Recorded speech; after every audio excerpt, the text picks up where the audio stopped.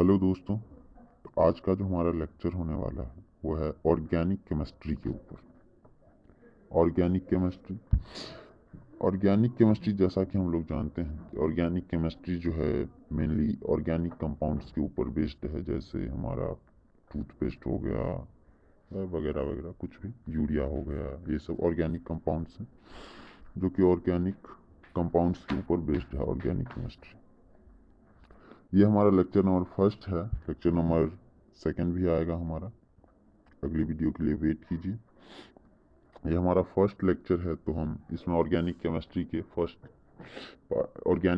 के बारे में बात करने वाले हैं कि ऑर्गेनिक केमिस्ट्री है क्या, ऑर्गेनिक केमिस्ट्री में हम क्या सब पढ़ते हैं, सबसे पहला ऑर्गेनिक कंपाउंड कौन सा था, इस तरह का चीज़ें फर्स्ट लेक्चर में हम लोग पढ़ेंगे। तो चलिए वीडियो को स्टार्ट करते हैं। तो जैसा कि आप लोग देख पा रहे होंगे, यहाँ पर हमारा ऑर्गेनिक केमिस्ट्री है। ये ऑर्गेनिक केमिस्ट्री का हमारा फर्स्ट पार्ट है।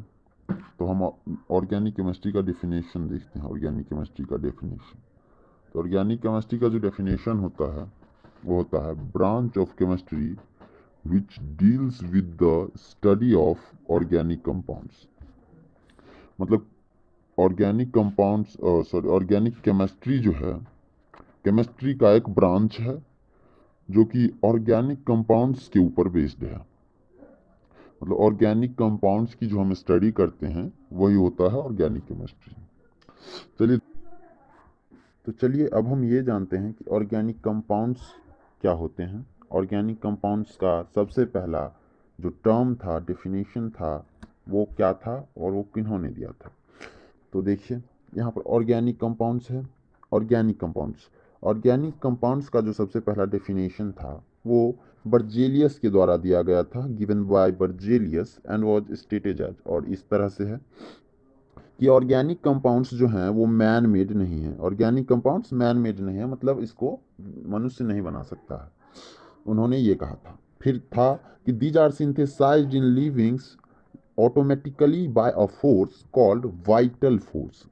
मतलब ये जो ऑर्गेनिक कंपाउंड्स हैं वो आदमियों में, या मतलब लिविंग्स कह सकते हैं, लिविंग्स में एक वाइटल फोर्स के कारण बनता है। एक वाइटल फोर्स होता है जिसके कारण ऑर्गेनिक कंपाउंड्स बनता है। दूसरा टर्म ये था। उसके बाद बढ़ते हैं। उसके बाद उन्होंने उनके स्टूडेंट थे लेटेरॉन वोहलर बर्जिलियस के ही स्टूडेंट थे, और उन्होंने ऑर्गेनिक कंपाउंड ने सबसे पहला ऑर्गेनिक कंपाउंड लैब में बनाया था। और सबसे पहला ऑर्गेनिक कंपाउंड लैब में बनाया था। लैब में कहने का मतलब ये है कि उन्होंने बर्जेलियस का जो टर्म था, बर्जेलियस ने जो टर्म दिए थे ऑर्गेनिक कंपाउंड्स के बारे में, उस टर्म को इन्होंने कैंसिल आउट कर दिया। इन्होंने ऑर्गेनिक कंपाउंड्स था उसको लैब में बना डाला। कौन सा ऑर्गेनिक कंपाउंड्स? तो उन्होंने सबसे पहले क्या किया कि he heated ammonium cyanate to give urea as. मतलब उन्होंने अमोनियम साइनेट को गर्म किया और यूरिया प्राप्त किया। किस तरह से? देखिए, NH4CNO यानी कि अमोनियम साइनेट, इसको इन्होंने गर्म किया तो इस तरह से स्ट्रक्चर के रूप में जो है हमें यूरिया प्राप्त हो गया। और यूरिया जो था सबसे पहला ऑर्गेनिक कंपाउंड था जो कि लैब में बनाया गया था। इस तरह से लेटेरॉन वोहलर ने बर्जेलियस के जो टर्म्स थे उसको कैंसिल आउट कर दिए। तो चलिए आगे बढ़ते हैं। तो इस तरह से यूरिया जो है हमारा first man made organic compound बन गया। यूरिया जो है हमारा first man made organic compound बन गया। और ऑर्गेनिक कंपाउंड्स की जो मॉडर्न कंसेप्ट हैं वो कुछ इस प्रकार हैं। मॉडर्न कंसेप्ट, ऑर्गेनिक कंपाउंड्स का मॉडर्न कंसेप्ट क्या कहता है कि hydrocarbons and their derivatives are organic compounds. मतलब ऑर्गेनिक कंपाउंड्स क्या होते हैं? हाइड्रोकार्बन्स ऑर्गेनिक कंपाउंड्स होते हैं, और हाइड्रोकार्बन के जो डिराइवेटिव्स होते हैं वो भी ऑर्गेनिक कंपाउंड्स होते हैं, मतलब कि हाइड्रोकार्बन से जो बने होते हैं। अब समझते हैं हाइड्रोकार्बन क्या होते हैं। तो हाइड्रोकार्बन जो कार्बन और हाइड्रोजन मिलकर बनते हैं, कार्बन और हाइड्रोजन से मिलकर बनते हैं, वही होते हैं हाइड्रोकार्बन्स। ठीक है। हाइड्रोकार्बन्स कुछ इस प्रकार होते हैं: कार्बन और हाइड्रोजन से मिले हुए कंपाउंड्स, कार्बन और हाइड्रोजन से मिले हुए कंपाउंड्स। और इसमें एक डिराइवेटिव है, यानी कि कार्बन और हाइड्रोजन के अलावा एक और जुट गया है, OH। OH यानी कि अल्कोहल है, हम बाद में पढ़ेंगे। OH जुट गया है, इसलिए ये कार्बन और हाइड्रोजन यानी कि हाइड्रोकार्बन्स की डिराइवेटिव्स हैं। तो इन दोनों से मिलकर जो है हमारा ऑर्गेनिक कंपाउंड्स बना है। ऑर्गेनिक कंपाउंड्स मेनली स्ट्रक्चर के रूप में लिखा जाता है, वो भी हम आगे डिस्कस करेंगे। चलिए हम बात आगे बढ़ते हैं। इस प्रकार से हमारा ये भी है ऑर्गेनिक कंपाउंड, ये भी है ऑर्गेनिक कंपाउंड। एग्जाम्पल्स हैं कुछ। चलिए दूसरा टर्म हम देखते हैं। दूसरा टर्म क्या कहता है? Organic compounds are the compounds of carbon with organogens. Organogens, organic compounds are the compounds of carbon with organogens. मतलब ऑर्गेनिक कंपाउंड्स है वो कंपाउंड्स है किससे मिलकर? कार्बन और ऑर्गेनोजेंस से मिलकर। और ऑर्गेनोजेंस क्या होते हैं? वो होते हैं hydrogen, oxygen, nitrogen, sulphur, phosphorus, chlorine, bromine, iodine. और इसमें अगर आपको कुछ देखने में दिक्कत हो रही हो तो उसके लिए कोई बात नहीं, हम आपको DPPs या नोट्स कह सकते हैं, हम PDF आपको डाल देंगे हम अपने YouTube के डिस्क्रिप्शन में, तो आप नोट्स के लिए टेंशन ना करें। चलिए इसको फिर जानते हैं हम। यहाँ पर केवल आप समझिए, organic compounds are the compounds of carbon with organogens. Organogens क्या होते हैं? Hydrogen, oxygen, sulphur, phosphorus, chlorine, bromine, iodine, ये सब हमारे क्या हैं? ऑर्गेनोजेंस हैं। मतलब ऑर्गेनिक कंपाउंड्स जो हैं कार्बन और ऑर्गेनोजेंस के साथ मिलकर बने हुए कंपाउंड्स होते हैं। और कार्बन और ऑर्गेनोजेंस के साथ ही कुछ कंपाउंड्स बने होते हैं, फिर भी वो एक्सेप्शन होते हैं, हम उसके बारे में अब चलिए बता देते हैं आपको। देखिए ये जो है एक्सेप्शन कुछ हैं, केमिस्ट्री है तो एक्सेप्शन ऑफ कोर्स होगा ही। तो ये जो एक्सेप्शन है हमारा वो है monoxide of carbon, dioxide of carbon, carbonates, bicarbonates और कार्बाइड्स। ये कुछ हमारे एक्सेप्शन हैं, इसको आप याद कर लें। ये कार्बन और ऑर्गेनोजेंस से ही मिलकर बनते हैं, पर ये ऑर्गेनिक कंपाउंड्स नहीं हैं, ऑर्गेनिक कंपाउंड्स नहीं हैं। तो चलिए अब हम आगे बढ़ते हैं। आगे हम cause of large axis number of compounds of carbon, हम इसके बारे में आपको बता दें। Large axis number of carbon compounds का क्या मतलब है कि कार्बन जो है बहुत, मतलब ऑर्गेनिक कंपाउंड्स अभी मतलब लाखों करोड़ों बन चुके हैं, ठीक है। ऑर्गेनिक कंपाउंड्स लाखों करोड़ों बन चुके हैं, मतलब आप गिन नहीं सकते इन लोग, इस तरह के ऑर्गेनिक कंपाउंड्स बन चुके हैं इतने। तो इतने ऑर्गेनिक कंपाउंड्स क्यों बन रहे हैं? कार्बन में कुछ तो ऐसी प्रॉपर्टीज़ होगी, बाकी सारे कंपाउंड्स, बाकी सारे जो एलिमेंट्स होते हैं वो इतने कंपाउंड्स नहीं बना पाते हैं। वो कुछ कंपाउंड्स, कुछ कुछ लिमिटेड कंपाउंड्स ही बना पाते हैं, पर कार्बन जो है बहुत, मतलब अनेकों कंपाउंड्स बना सकते हैं, आप जैसा चाहे कंपाउंड्स बना सकते हैं कार्बन में, ठीक है। तो ये ऐसा क्यों होता है, इसके लिए हम कुछ टर्म्स हैं उसको पढ़ेंगे। तो कार्बन जो है, कार्बन में कैटिनेशन प्रॉपर्टी होती है, कार्बन में कैटिनेशन प्रॉपर्टी होती है। Due to catenation property of carbon, catenation property को समझते हैं। कैटिनेशन प्रॉपर्टी जो है वो है लिंक, यहाँ पर कैटिनेशन को हमने डिफाइन किया है, atoms of same element to link together to form chain. मतलब सेम एलिमेंट के जो एटम होते हैं वो लिंक करते हैं साथ में और नए कंपाउंड्स बनाते हैं, लिंक करते हैं साथ में और नए कंपाउंड्स बनाते हैं और चेन चेन के रूप में बनाते हैं, ठीक है।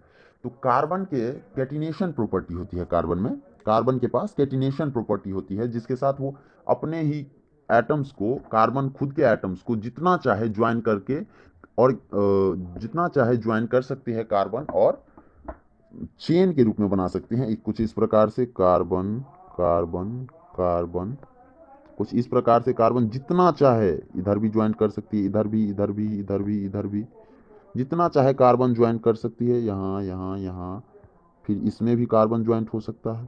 तो ये जो चेन बन रहा है, ये जो हम चेन देख पा रहे हैं, इस चेन बनने का कारण है कि कार्बन में कैटिनेशन प्रॉपर्टी होती है। कार्बन में कौन सी प्रॉपर्टी होती है? Catenation property. चलिए फर्स्ट टर्म हम समझ गए, दूसरे टर्म की बात करते हैं। दूसरा टर्म हमारा है carbon has capacity to link with carbon by single bond, double bond और ट्रिपल बॉन्ड। कार्बन केवल सिंगल बॉन्ड के द्वारा ही नहीं बल्कि सिंगल बॉन्ड, डबल बॉन्ड और ट्रिपल बॉन्ड के द्वारा भी जुड़ सकता है, कुछ इस प्रकार से। यहाँ पर कार्बन सिंगल बॉन्ड के द्वारा जुड़ा है, यहाँ पर कार्बन डबल बॉन्ड के साथ जुड़ा हुआ है, यहाँ पर कार्बन ट्रिपल बॉन्ड के साथ जुड़ा है। तो ये भी एक कारण है कि कार्बन के कंपाउंड्स की संख्या अनेकों हैं। चलिए आगे बढ़ते हैं। ये हमारा तीसरा टर्म है। Carbon has capacity to link with organogens by single bond, double bond और ट्रिपल बॉन्ड। कार्बन खुद के साथ तो सिंगल बॉन्ड, डबल बॉन्ड और ट्रिपल बॉन्ड के साथ जुड़ ही सकती है, बल्कि वो ऑर्गेनोजेंस के साथ भी सिंगल बॉन्ड, डबल बॉन्ड या ट्रिपल बॉन्ड के साथ जुड़ सकती है। ऑर्गेनोजेंस को आप याद कर लें, वो होते हैं ऑक्सीजन, वहाँ पर हमने दे दिया था oxygen, nitrogen, fluorine, chlorine, bromine, iodine वगैरह ऑर्गेनोजेंस होते हैं। वो आपको नोट्स मिल जाएंगे, आप ऑर्गेनोजेंस को नोट कर सकते हैं और आप याद कर लें। ठीक है, तो ऑर्गेनोजेंस क्या होते हैं वो समझ गए। अब कार्बन जो है ऑर्गेनोजेंस के साथ भी सिंगल बॉन्ड, डबल बॉन्ड या ट्रिपल बॉन्ड के द्वारा जुड़ सकते हैं, इस प्रकार से। जैसे कार्बन को एक ऑर्गेनोजेंस ऑक्सीजन के साथ जुड़ना है तो वो इस प्रकार से जुड़ सकता है। ठीक है, कार्बन इस प्रकार से ऑर्गेनोजेंस के साथ भी जुड़ सकता है। और भी देख लेते हैं, कार्बन डबल बॉन्ड के साथ भी ऑक्सीजन के साथ जुड़ सकता है। ठीक है, कार्बन कुछ इस प्रकार से, कार्बन ऐसे कुछ इस प्रकार से कार्बन नाइट्रोजन के साथ ट्रिपल बॉन्ड के द्वारा भी जुड़ सकता है। ठीक है, तो कार्बन इस प्रकार से भी जुड़ सकता है ऑर्गेनोजेंस के साथ, सिंगल बॉन्ड के साथ, डबल बॉन्ड के साथ और ट्रिपल बॉन्ड के साथ।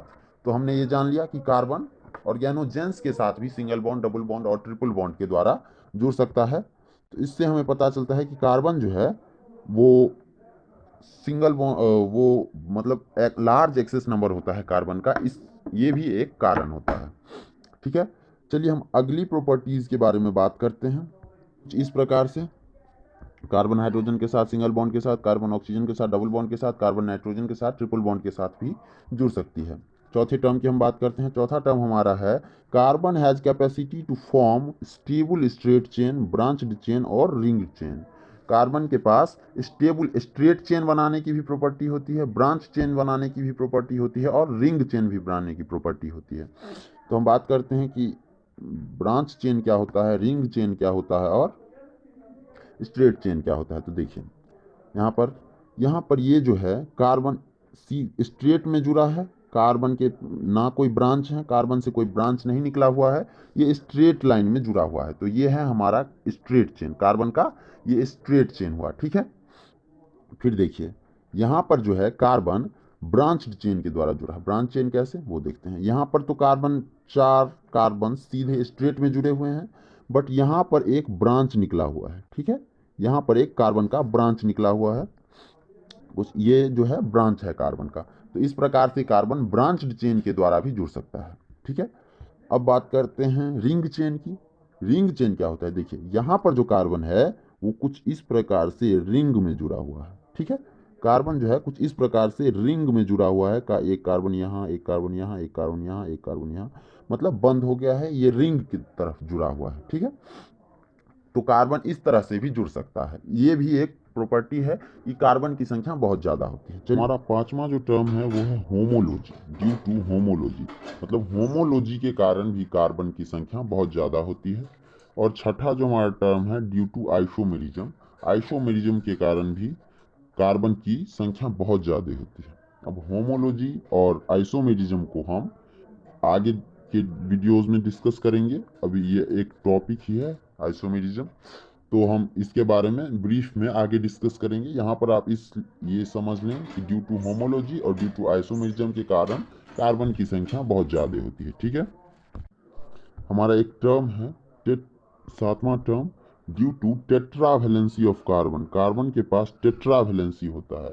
टेट्रा का मतलब होता है चार और वैलेंसी तो आप लोग जानते ही हैं, मतलब कार्बन जो है चार, और कार्बन की जो वैलेंसी है वो चार है, मतलब चार ऑर्गेनोजेंस के साथ ये जुड़ सकती है या फिर चार बॉन्ड बना सकती है, कुछ इस प्रकार से। इसलिए भी कार्बन की संख्या ज़्यादा है। मतलब अब ये कैसे, तो देखिए यहाँ पर कार्बन है, चलिए हम इसका एग्जाम्पल नीचे ले लेते हैं। स्पेस की कमी नहीं है हमारे पास, स्पेस बहुत है। कार्बन हम यहाँ ले लेते हैं, एक कार्बन यहाँ जुड़ा है, एक कार्बन ऐसे यहाँ जुड़ गया, एक कार्बन यहाँ जुड़ गया, इस कार्बन की जो 4 वैलेंसी है उस चारों में एक एक कार्बन ज्वाइंट हो गया है। अब इस कार्बन की भी 4 वैलेंसी है, तो इस प्रकार से यहाँ भी एक 4 कार्बन ज्वाइंट हो गए। ठीक है, फिर इस कार्बन की भी 4 वैलेंसी है। देखिए, इस कार्बन की भी 4 वैलेंसी है, मतलब हर एक कार्बन की 4 वैलेंसीज हैं और हर एक में एक एक कार्बन या एक एक ऑर्गेनोजन ज्वाइंट हो सकता है। तो इसलिए भी कार्बन की वैलेंसी 4 होती है, इसलिए भी कार्बन की संख्या बहुत ज़्यादा है। ठीक है, तो हमने 7 पॉइंट्स डिस्कस कर लिए। अब इन 7 पॉइंट्स को आप घर पे अच्छे से रिवीजन करें, इसको अच्छे से पढ़ें, तो ये हमारा आज का जो टॉप वीडियो है वो समाप्त हो रहा है। मिलते हैं अगले वीडियो में, कुछ नए टॉपिक पर डिस्कस करेंगे। और जो नया टॉपिक होगा वो है, यहाँ पर देख सकते हैं, classification of organic compounds. Organic compounds को हम कितने भागों में क्लासिफाई करते हैं, मतलब वर्गीकृत करते हैं। चलिए, तो ये टॉपिक हमारा एंड हो गया, आज का हमारा वीडियो समाप्त। मिलते हैं अगले वीडियो में, तब तक के लिए bye bye, tata, take care.